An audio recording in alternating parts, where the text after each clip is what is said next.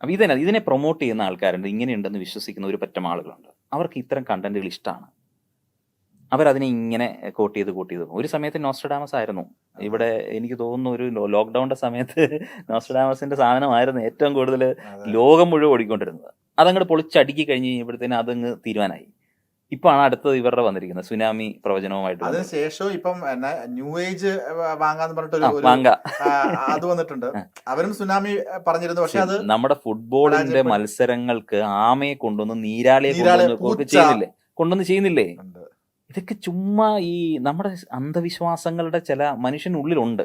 നമ്മളൊക്കെ ചിലപ്പോൾ ചെറുപ്പത്തിൽ ഇരുന്ന് ചിന്തിച്ചിട്ടില്ലേ, മായാവിയെ പോലെ പറന്നു പോകാൻ പറ്റിയിരുന്നെങ്കിൽ, അപ്പുറത്തെ വീട്ടിൽ നടക്കുന്ന ആ സാധനം എനിക്കിങ്ങനെ അദൃശ്യമായി പോയി കണ്ടത് എടുത്തുകൊണ്ട് വരാൻ പറ്റിയിരുന്നെങ്കിൽ.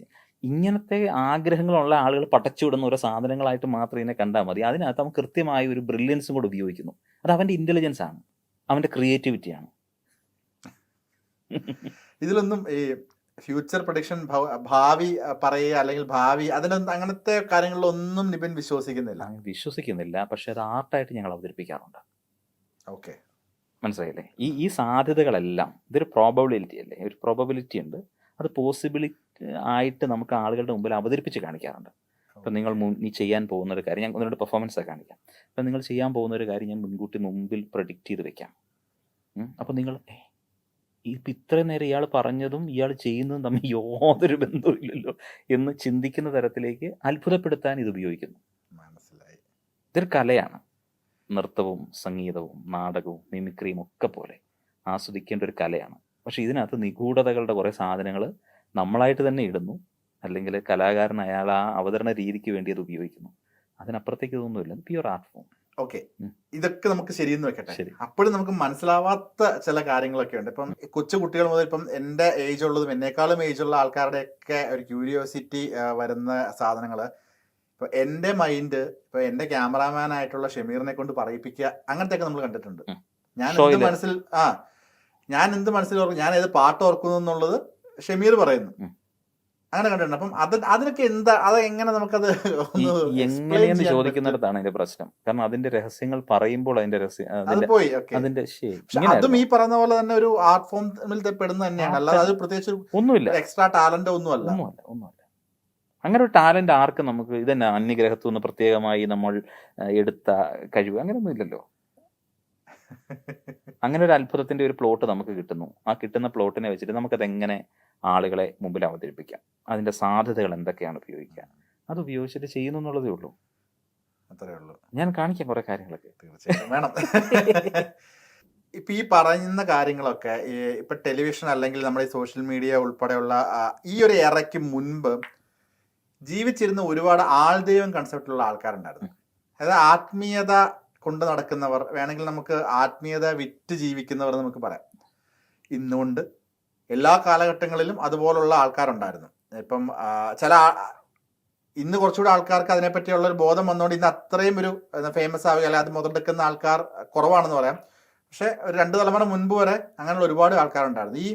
ഇവരിൽ പലരും കാണിച്ചിരുന്ന പല പ്രഡിക്ഷൻസും പല കാര്യങ്ങളിലും അന്ന് മാജിക്കാണെന്ന് അറിയാത്ത അവരുടെ അത്ഭുതസിദ്ധിയിൽ നിന്ന് വിശ്വസിച്ച് അവരെ ഫോളോ ചെയ്തിരുന്ന ഒരു കൂട്ടം ജനതകളുണ്ട്. അപ്പം അവരെല്ലാവരും ശരിക്കും മണ്ടന്മാരാണെന്നാണോ പറയുന്നത്? ഒരു മണ്ടന്മാരായതല്ലല്ലോ, അവരെ ആ ഒരു വലയിലേക്ക് കൊണ്ട് ഇട്ടിട്ട് നിസ്സഹായ അവസ്ഥയിൽ അവരുടെ ജീവിതത്തിൽ എന്തെങ്കിലും ഒരു പ്രതീക്ഷ വെച്ചിട്ട് ജീവിതത്തിൽ നടക്കാതെ പോകുന്ന ഒരു കാര്യത്തിന് ഇവരിൽ അഭയം തേടിക്കഴിഞ്ഞാൽ, അല്ലെങ്കിൽ ഈ അത്ഭുത സിദ്ധന്റെ അടുക്കൽ പോയാൽ നമുക്ക് കുഞ്ഞുങ്ങളുണ്ടാകുന്നു, സമ്പാദ്യം ഉണ്ടാകുന്നു, ജോലിയിൽ കയറാൻ പറ്റുമെന്നും, എന്തെങ്കിലുമൊക്കെ ചരടുകൾ കയ്യിൽ കെട്ടിക്കഴിഞ്ഞാൽ ആ ദിവ്യൻ പൂജിച്ചു തന്ന സാധനം കെട്ടിക്കഴിഞ്ഞാൽ, അല്ലെങ്കിൽ ഏതെങ്കിലും അച്ഛൻ്റെ ആനാമ്പള്ളം എടുത്ത് തലയിലൊഴിച്ച രക്ഷപ്പെടുമെന്ന് വിചാരിച്ചിരുന്ന നിഷ്കളങ്കരായ മനുഷ്യരെ ചൂഷണം ചെയ്തവരല്ലേ അവർ. അപ്പം ക്രിമിനൽസിൻ്റെ അടുക്കൽ പോയി വിക്റ്റിമായി വന്നവരാണ് അവർ. അപ്പം അവരോട് നമുക്ക് സഹതാപത്തോടുകൂടി സിംപതിയോടുകൂടി നിൽക്കാനല്ലേ പറ്റുള്ളൂ. യേശുക്രിസ്തുവും ശ്രീകൃഷ്ണനും മുഹമ്മദ് നബിയൊക്കെ ക്രിമിനൽസ് ആണ് അല്ലെങ്കിൽ മെന്റലിസ്റ്റ് എന്നാണെന്നോ അങ്ങനെയാണ് പറയുന്നത്. തമ്പനയിൽ ഉണ്ടാക്കാൻ വേണ്ടിയിട്ടുള്ള ഒരു ചോദ്യം ചോദിച്ചേക്കുന്നത്. ഞാൻ ചോദിച്ചാലേ ആ ഒരു കാലഘട്ടത്തിൽ ഇത്രയും ജനങ്ങൾ അല്ല, അവിടെ ഒരു കുഴപ്പമുണ്ട്. ഇപ്പൊ പറഞ്ഞ ഈ 3 ആൾക്കാരും ഇതൊന്നും ചെയ്തതായിട്ട് ഒരു തെളിവും ഒരിടത്തുമില്ല. അവരുടെ ഗ്രന്ഥങ്ങളിൽ അവരെഴുതിയതല്ലോ ആ ഗ്രന്ഥങ്ങൾ. ഒരു കഥാപാത്രത്തെ ഉണ്ടാക്കുമ്പം, സൂപ്പർമാനെയോ ഡിങ്കനെയോ ഒക്കെ ഉണ്ടാക്കുമ്പോൾ അവർ കൊടുക്കുന്ന രൂപവും അവർക്കുണ്ടാകേണ്ട ക്യാരക്ടേഴ്സ് എന്തായിരിക്കണമെന്നതും ആ എഴുതുന്ന ആൾ തീരുമാനിക്കുന്നതാണ്. അല്ലേ? അയാളുടെ മനോവികാരങ്ങളിലൂടെ പോകുന്ന അയാളുടെ സ്വപ്നങ്ങളെല്ലാം എഴുതി പിടിപ്പിച്ചിട്ട് ഇതൊക്കെ ശരിക്കും എന്തിനുണ്ടായതാണ്? മനുഷ്യനെ നിയന്ത്രിക്കാൻ വേണ്ടി ഉണ്ടാക്കിയതല്ലേ? അല്ലേ? രാജഭരണകാലങ്ങളിൽ മനുഷ്യനെ നിയന്ത്രിക്കാൻ വേണ്ടി അവനെ ഫിയർ ഇവോക്കേറ്റ് ചെയ്താൽ മാത്രമാണ് ഒരു മനുഷ്യനെ ഫിയർ ഇവോക്കേറ്റ് ചെയ്ത് കഴിഞ്ഞാൽ അവൻ തീർന്നു. അതെ, ശരിയാണ്. കറക്റ്റ് അല്ലേ? അപ്പൊ അതിന് കുറെ പ്രതിവിധികളും ചില വഴികളും മനഃശാസ്ത്രപരമായിട്ട്, അന്ന് സൈക്കോളജി എന്ന് പറഞ്ഞൊരു ടേം പോലും ഇല്ലാത്ത സമയത്ത് ആ മനസ്സിനെയൊക്കെ അവൻ കണ്ടെത്തി ഒരു മനുഷ്യന്റെ ബിഹേവിയർ പാറ്റേൺസിനനുസരിച്ചിട്ട് ഇതൊക്കെ എഴുതി പിടിപ്പിച്ച് കൃത്യമായിട്ട് ഒരു സിസ്റ്റം ഉണ്ടാക്കിയെടുക്കുന്നു. അത് കഴിഞ്ഞതാണ്. വേറെ ടോപ്പിക്കല്ലേ? അല്ല, അത് പറഞ്ഞു. ശരിക്കും പറഞ്ഞാൽ ഇപ്പം എന്റെ ചോദ്യം വളരെ സിമ്പിൾ ആയിരുന്നു. ഒരു യുഗത്തിൽ ആളുകൾ ഇതെല്ലാം വിശ്വസിച്ചിരുന്നു. പിന്നീട് പോകെ പോകെ പോകെ ഇവിടെ നിരീശ്വരവാദികൾ ഉണ്ടാകുന്നു. അന്നുമുണ്ടായിരിക്കാം മേ ബി. ഇതിനെല്ലാം ഖണ്ഡിക്കുന്ന പ്രസ്താവനകൾ വരുന്നു, സ്റ്റേറ്റ്മെന്റ്സ് വരുന്നു, സയന്റിഫിക്കലി ഇത് പ്രൂവ് ചെയ്യാൻ വേണ്ടി ആളുകൾ നടക്കുന്നു. അപ്പൊ നമ്മൾ വിശ്വസിച്ചിരുന്ന ഇപ്പം ഓരോ മതക്കാരും അല്ലെ ഓരോ ആൾക്കാരും വിശ്വസിച്ചിരുന്ന നമ്മളുടെ ഒരു ഐഡിയോളജി നമ്മൾ ഫോളോ ചെയ്യുന്ന കുറച്ച് ആളുകളുണ്ടല്ലോ. ഇപ്പൊ സോക്കോൾഡ് അവരെ നമുക്ക് ദൈവങ്ങൾ എന്നൊക്കെ നമുക്ക് വിളിക്കാം. അപ്പം അതെല്ലാം തെറ്റായിരുന്നു.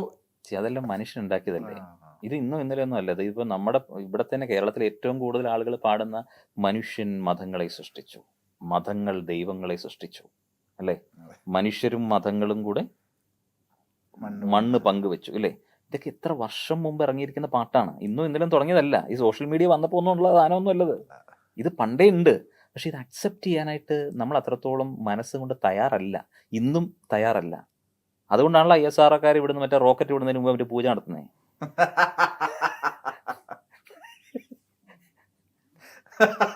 അല്ലേ? നിബിൻ വിശ്വാസിയാണോ എന്തില്? ദൈവത്തിൽ അല്ലെങ്കിൽ ഒരു എനർജിയിൽ വിശ്വസിക്കുന്നുണ്ടോ? ഒന്നിലും അങ്ങനെ വിശ്വസിക്കേണ്ട കാര്യമില്ല. ഞാൻ എന്നിൽ വിശ്വസിക്കുന്നു, എൻ്റെ വഴികളിലൂടെ പോകും. നമ്മൾ അല്ലാത്ത കാര്യങ്ങൾ എന്തിനാണ് വിശ്വസിക്കുന്നത്?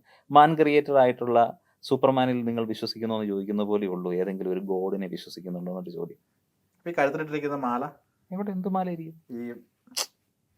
അതൊരു വിശ്വാസമൊന്നുമല്ല. ഇതൊരു അടിപൊളി ഒരു സാധനം. എനിക്കൊരു ഫ്രണ്ട് എനിക്ക് ഗിഫ്റ്റ് ചെയ്തപ്പോൾ ഞാൻ മേടിച്ചിട്ടതാണ്. വെള്ളിയിൽ തീർത്തിട്ട് ഒരു ഇത്രേ ഉള്ളൂ. അതിനകത്ത് വിശ്വാസമായിട്ടൊന്നും ഒരു ബന്ധമില്ല. എന്ന് മുതലാണ് ഈ തോട്ട് പ്രോസസ്സിലേക്ക് എത്തിയത്?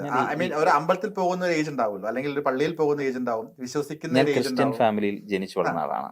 ഏതിലാണെന്നുണ്ടെങ്കിൽ നമ്മളെ ഒരു കാലഘട്ടത്തിൽ 8th സ്റ്റാൻഡേർഡ് മുതൽ അന്വേഷണങ്ങൾ തുടങ്ങി. അതിന് മുന്നേ വരെ ഒരു വിശ്വാസം. ആ സമയത്തുണ്ടല്ലോ ഈ ഇടമറുകിന്റെ ഒക്കെ പുസ്തകങ്ങൾ ഈ ട്യൂഷൻ പഠിക്കാൻ പോകുന്ന ക്ലാസ്സിൽ ടീച്ചറിന്റെ ടേബിളിൽ ഇരിപ്പുണ്ട്. ഈ സാധനമൊക്കെ വായിക്കാൻ തുടങ്ങിയപ്പോഴാണ് എനിക്ക് കാര്യങ്ങളുടെ ഗൗരവങ്ങൾ മനസ്സിലായി തുടങ്ങിയത്. ഞാൻ ചിന്തിക്കുന്നൊക്കെ ഇതിനകത്ത് എഴുതി വെച്ചിട്ടുണ്ട്. നമുക്ക് ആ സമയങ്ങളിലൊക്കെ ചോദ്യങ്ങളുണ്ടാവുമല്ലോ. ഒരു 10 വയസ്സ് മുതൽ ഒരു 15 വയസ്സ് വരെയുള്ള സമയത്ത് നമുക്ക് ഒരുപാട് ചോദ്യങ്ങൾ. അപ്പൊ ആ ചോദ്യങ്ങളൊക്കെ എൻ്റെ മനസ്സിൽ വരുമ്പോൾ അതിനൊക്കെയുള്ള കുറച്ച് ചോദ്യങ്ങളുടെ ഉത്തരങ്ങൾ പോലെ തോന്നുന്ന കുറെ കാര്യങ്ങൾ ഇടമറുകിൻ്റെയൊക്കെ ബുക്കുകളിലൊക്കെ അന്ന് ഞാൻ കണ്ടിട്ടുണ്ട്. അപ്പൊ പിന്നെ ഇതിനെ ട്യൂഷൻ ടീച്ചറിനോട് ചോദിക്കുക എന്നുള്ളതാണ്. ട്യൂഷൻ ടീച്ചറും വലിയ വിശ്വാസിയാണ്. അപ്പം ആ പുള്ളി തന്നെയാണ് ഇത് കൊണ്ട് വീട്ടിൽ വെച്ചിരിക്കുന്നത് വായിക്കാനായിട്ട്. അപ്പൊ പുള്ളിയുടെ ചോദ്യങ്ങളും ഉണ്ട് എന്നുള്ളൊരു അർത്ഥമാണ്. അപ്പം പുള്ളിയും കുറെ കാര്യങ്ങളൊക്കെ പറയും. പിന്നീട് ഞാൻ എൻ്റെ മനസ്സിൽ കിടന്ന കാര്യങ്ങൾ ഞാൻ റെഫർ ചെയ്യാനായിട്ടും ഒക്കെ പോയപ്പോഴാണ് എനിക്ക് ഏകദേശം ഇതിൻ്റെ റൂട്ട് എനിക്ക് കിട്ടിയത്.